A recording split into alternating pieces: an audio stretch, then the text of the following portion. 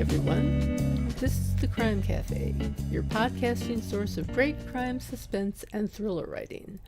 I'm your host, Debbi Mack. Before I bring on my guest, I'll just remind you that the Crime Cafe has 2 ebooks for sale, the 9-book box set and the short story anthology. You can find the buy links for both on my website, debbimack.com, under the Crime Cafe link. You can also get a free copy of either book if you become a Patreon supporter. You'll get that and much more if you support the podcast on Patreon, along with our eternal gratitude for doing so. But first, let me put in a good word for Blueberry Podcasting. I'm a Blueberry affiliate, but that's not the only reason I'm telling you this. I've been using Blueberry Podcasting as my hosting service for my podcast for years, and it's one of the best decisions I ever made. They give great customer service. You're in complete control of your own podcast. You can run it from your own website, and it just takes a lot of the work out of podcasting for me. I find for that reason that it's a company that I can get behind 100% and say, you should try this. Try Blueberry. It doesn't require a long-term contract, and it's just a great company, period. And it also has free technical support by email, video, and phone, so you can get a human being there. Isn't that nice?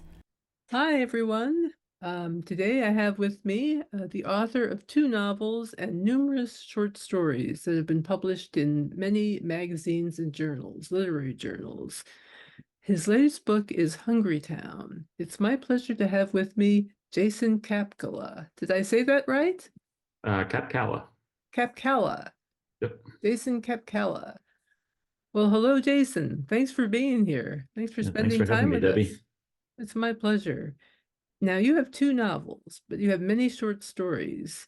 Did you start off writing short stories? Yeah, I did. I kind of went the academic track. Went through an MFA program, and when I was there, started out learning to write stories, short stories, and actually my first book was a short story collection, but it was a linked collection, so they all kind of tie in with one another, and it was all based around the town where I grew up, and so sort of that area in northern Pennsylvania where I was from, and then after that, I started moving into writing longer things, working on novels, and wrote my first novel, Hungry Town, and kind of got into that mode of writing about crime and police. Does your work tend to focus on small towns?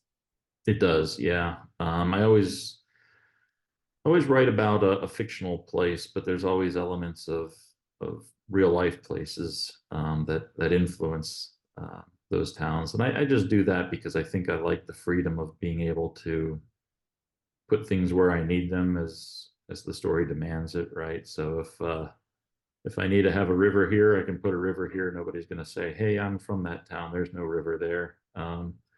But I'll go ahead and really base these towns on places where, the first one was a place where I was from, but in other cases, places I know. So the town of Lodi in the novel Hungry Town, it's kind of a amalgamation of Bethlehem, Pennsylvania, which was very close to where I grew up, and it was a steel town, of course, and had a large steel mill there, and it was really at not non-functional by the time that I was old enough to pay attention to it, but I still passed the ruins of it a lot. And then it's also, so it's part that, and then part Athens, Ohio, where I did my master's, which was also formerly an industrial town, kind of turned college town. It was it had a brick factory and brick streets and everything. And so I don't know that there's really a town in existence that's quite like the one in my novel that would have a mill the size of the mill in the novel, but also a town as small as Athens, but I kind of went with that and ended up naming it Lodi, but it doesn't have any connection to the actual Lodi, Ohio. If anybody's from there, it's not your Lodi; it's a fictional one. That's interesting because I kept thinking of Lodi, California. Well, that's why I picked that name. Someone had said to me once, they think there must be a Lodi in like every state of the country, and so I was like, yeah, that does seem like a kind of every town name, and so that's why I ended up going with it. Plus, I like the Creedence Clearwater Revival song, Yes, so gotta love the Creedence. yeah. Do you have a preference for writing short versus long? Oh, definitely long. I enjoyed writing short stories when I first started it, but I definitely like the space to branch out and work longer forms and really tell my story, kind of, It and really allows you to take my set the time. scene too. Yeah, absolutely. Yes. So, what is your latest novel about? So the one I just released, you mean? Yes, the one you just Yeah, released. or it's actually a year now, but Well, um, yeah, the one that I know of that you just right, released. right. Because I am working on one, so I didn't. Yeah. The Oh, yeah. so Hungry Town is it's really about well, there's sort of two storylines that go through it. One is the story of two police officers, Rue and Mulqueen, um, and it sort of starts out with an accident that happens when they're investigating a silent alarm that goes off at the local abandoned steel mill, and they find some kids inside, uh, up to things they shouldn't be, and they're joined by another police officer who uh, he gets a little too rough with the kids, kind of unnecessarily for no reason at all. He overreacts to the situation, and as a result, um, one of the kids is hurt, and I won't say too much, more plot wise, but it ends up having ramifications for the two characters, Rue and Mulqueen, who weren't directly involved in that, but who were present, and it forces them to really question uh, that their law enforcement, their jobs in law enforcement, and what they're doing, and they both kind of end up taking different paths as they deal with the fallout of this. And then running parallel to that is a story about a young woman named Darla who is on the run from her abusive ex-boyfriend, and he's hired a couple of local guys to kind of track her down. And those two stories eventually, by the end of the novel, uh, they intersect with one another.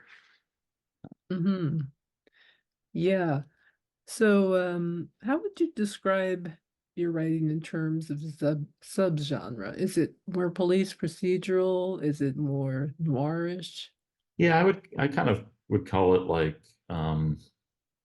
country noir, or I've heard people say Southern Gothic. I don't really think it's Southern per se, but it's the same notion, that sort of Rust Belt Gothic or Rust Belt noir is sort of my interest. Appalachian, um, noir, something along those lines. Kind of small towns, economically depressed, industrial towns, and kind of taking a look at the darker aspects of that, and Yeah, yeah. Elmore Leonard. That's the yeah, name that yeah. comes to That mind. that's a perfect example. Yeah. Mhm. Yes, absolutely. He was great. Yeah. Um, how much research did you need to do before you started writing your novels? I did quite a bit of research. I don't have a law enforcement background or anything like that, so I did do some research into that, and I try not to do so much research that it becomes, um, you know, where, Mm. where fidelity to detail and things like that become so persnickety and stuff that it gets in the way of the story, where it feels like every page you're just reading, a laundry list of factoids that you knew the author researched or something, and it felt like they had to get in there. But I did do a lot of research into that. I had, in a strange way, did a lot of research into um, horse training, because Darla, the character of Darla, who I mentioned, is a horse trainer. And so kind of had to learn some things about, um, about that profession. And then also, one of the characters, Mulqueen, he owns a hot dog stand, a hot dog shop, and so I always joke I did a lot of research into hot dog. Went to ate at a lot of hot dog stands in the name of research, and that is something that was part of going to Bethlehem, PA.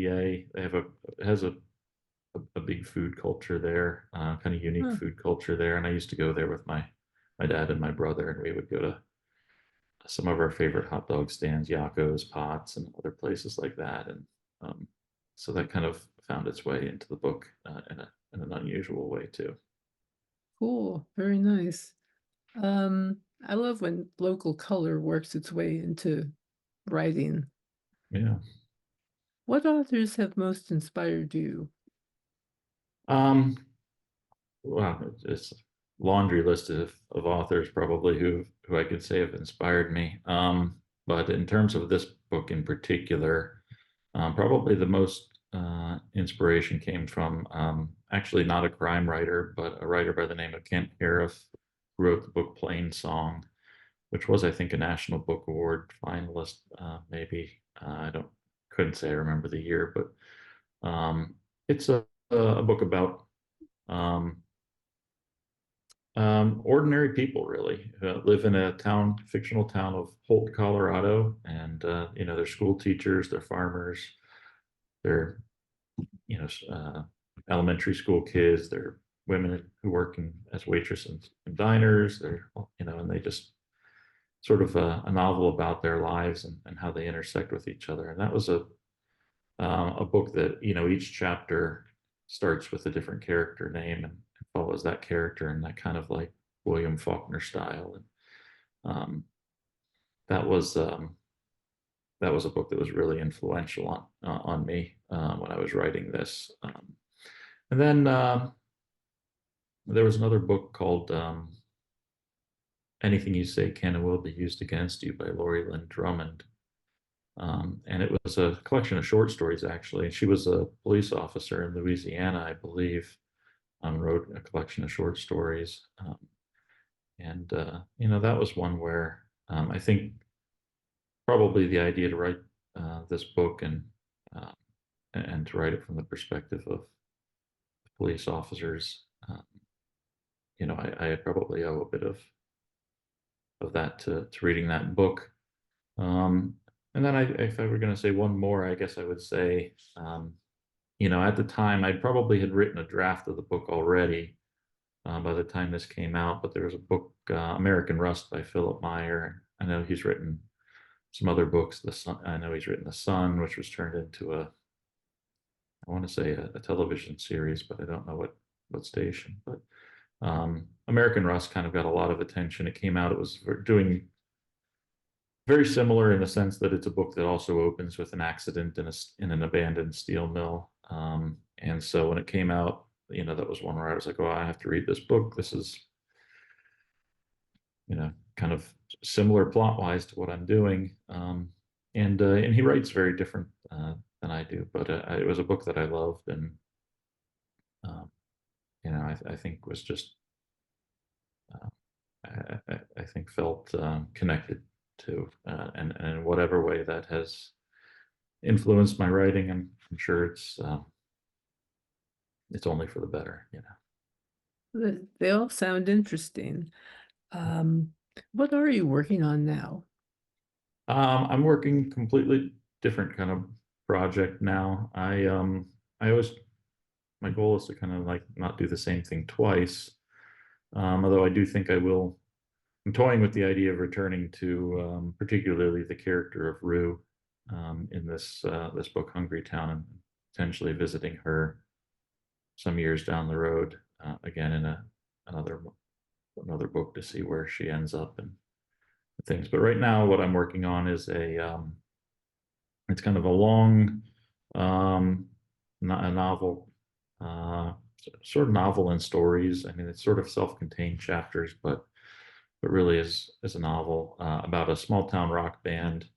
And it's set again in a fictional town, and that town's based on Centralia, Pennsylvania, where there's some and the backstory of Centralia is really interesting. There's um, a trash fire that was set there. I want to say sometime in the 80s, maybe, and it seeped into an underground coal vein, and now there's a fire that burns underneath this town of Centralia. It's of course a condemned town now. Not many people live there, if anybody. But this fire has been burning underneath this town for many years, and will continue to burn for many years more. And I thought that was kind of a neat setting to explore. I've always been kind of fascinated with the story of that town, and so I have this town of Stillwater in this book that I'm working on, and I have this small town rock band, and this novel really sort of follows the lead singer of that band, who right when they were on the verge of their first break, he took their kind of golden ticket and took off for California to make it solo. And now it's 8 years later, and he's coming back home to for the funeral of one of his old bandmates, and he's kind of has to like face these people he hasn't seen in quite some time. And the drummer, who was his girlfriend at the time, she has a daughter who is the right age that she could be his daughter, so he's not sure about that. So he's kind of now being put back in the orbit of these individuals who he's wronged, and has to kind of figure out how to make things right. It all sounds kind of serious, the way I describe it, but it's actually a comic book, a comedy book. It's basically like following him as he gets himself into one ridiculous, stupid situation after another, and kind of does dumb things. So that sounds pretty cool. yeah. So I hope it. I'm still working on it. Hopefully it'll be successful. But if not, it's been. There's multiple ways it could be successful, I suppose, and it's been really helpful to me to be working on it and to be writing something, a little less grim and a little less hard-boiled than the last book. I can thoroughly appreciate that. Yeah. Yeah. When you work on this stuff after a while, it's kind of like, I really need to lighten up. Yeah, I just wanted to do something different. Yeah, I can appreciate that. Let's see, what advice would you give to anyone who would like to have a writing career? Oh boy. Yeah, that's a good question. Well, I have some of the the old cliche ones I can give, right, which is, to read a lot. That is, of course, it's cliched, but it's still, really good advice, I think. Read a lot, and read not just whatever it is that you want to write. Like, don't just limit yourself to read. If you want to write crime novels, don't just limit yourself to reading crime novels. Read broadly, read everything you can get your hands on. And you'll be surprised how things can kind of make their way into what you're doing. And then, I think that the thing that's always worked well for me is a practice, and I don't know if it works for everybody, but I'll pass it along anyway. I always just try to sit down, write, be dedicated to it, be serious about it, commit yourself to it, put forth the effort and time, but try not to, writing, I think, is something that I've never been able to think my way through, right? I just have to kind of write and let, all of the kind of associations and things that are within me come out and come out onto the page. Um, at least in that first drafting session of things. Um, and uh, and I think if you write with blinders on, you know exactly where you're going all the time and exactly what's going to happen. You've got it all figured out, and then you sit down to do it. Then you run the risk of missing out on some pretty unexpected, better ideas that may come along through the act of doing the writing. And sometimes that's the most enjoyable part, I think, for me, is like when you're like, where did this idea come from? This is great. And it sort of the story starts writing itself, and you're just sort of there, trying to keep up. And then I think when I go to revision, I take the opposite approach, and I try to make it about, I try to figure out what it's about or what I thought it was going to be about, and then try to make it about anything else. I just try to write against the grain of my intentions. And again, in order to just kind of view it fresh, right? And to not get trapped into, just seeing it, one way. I think sometimes you're so close to things that this is probably true for people in working in a lot of, different areas. You become so close to something that you can't really see it for what it is. And so one of the ways I try to do that is just try to make it about something else. And again, sometimes you get some really go in some really interesting directions Yeah, that you didn't yeah. expect. Just try not to be too precious about it, right? I mean, it's a living thing, and it's okay to kind of mess with it. I don't know if you're in a writers group or anything, but I've always found that helpful, getting It is, comments yeah. from other people. Yeah, I'm not in a writers group currently. I was in the past. Now I'm in a book group. We sort of have transitioned into, just based on need and time and things like that, a reading group. We read books and discuss them. But I do have one very good friend, Renee K. Nicholson, who's also a writer. She's actually a nonfiction writer, a memoirist, but we had met during graduate school, and we're readers for one another. And I can always trust her to give me honest feedback and good feedback and hopeful feedback and feedback that comes from a good place. And I try to do the same for her. So having your reader or readers, I do think is really important. Yeah, absolutely.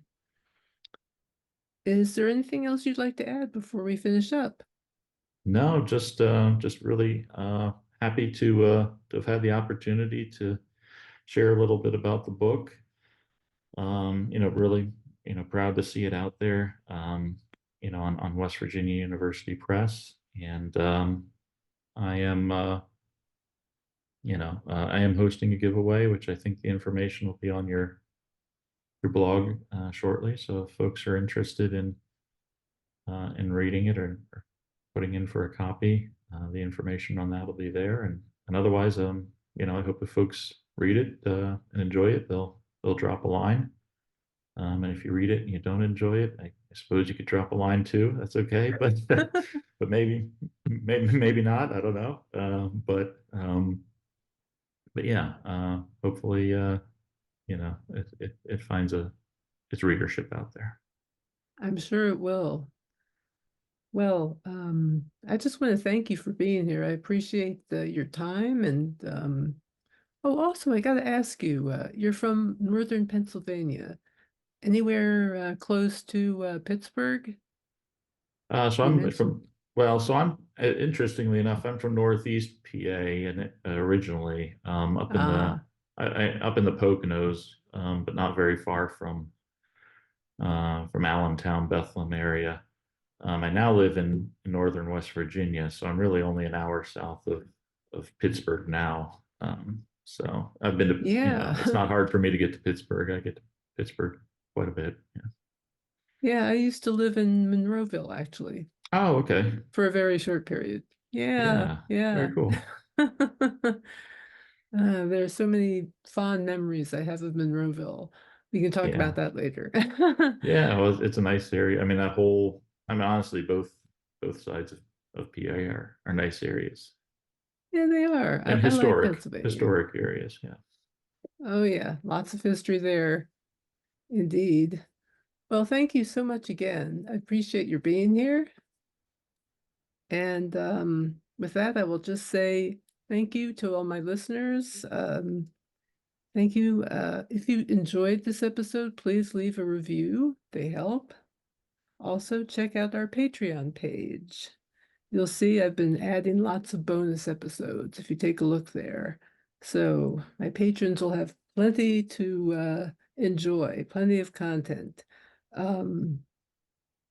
So until next time, when my guest will be Lori Buchanan, I would like to wish you happy reading, happy New Year, and just take care and have a nice time. Be seeing you.